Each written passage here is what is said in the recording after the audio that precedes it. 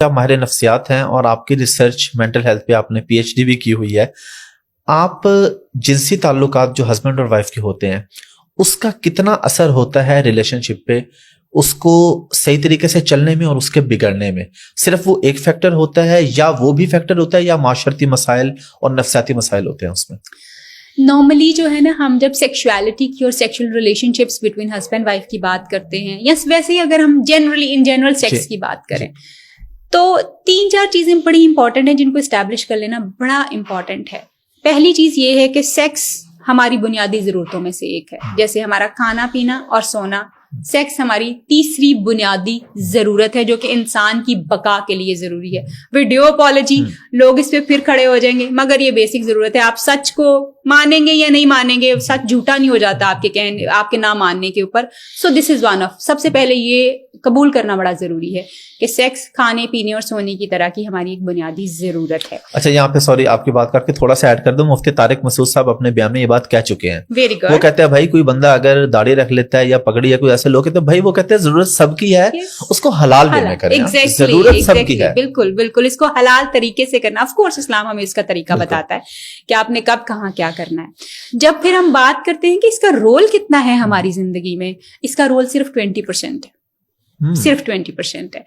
مگر جب یہ 20% پراپرلی سیٹسفائڈ نہیں ہوتا تو آپ کی 80% لائف افیکٹ ہو جاتی ہے.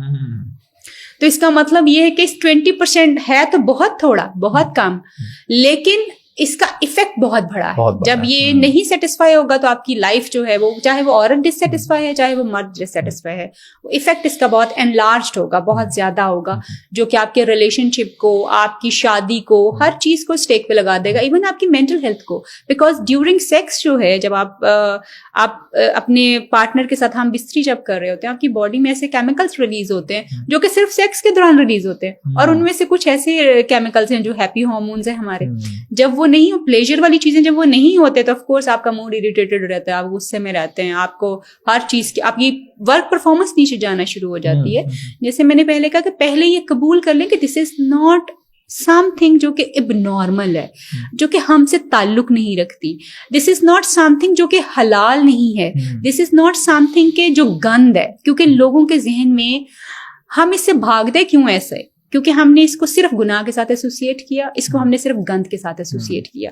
انٹرسٹنگلی اگر میں آپ کو ایک اور چیز بتاؤں، آپ اور میں، ہمارا پورا وجود سر سے پاؤں تک اس سیکس کی پروڈکشن ہے. Think of it, we are product of the sex. ہمارے یعنی ہم سپرم اور ایگ سے بنے ہوئے. Exactly.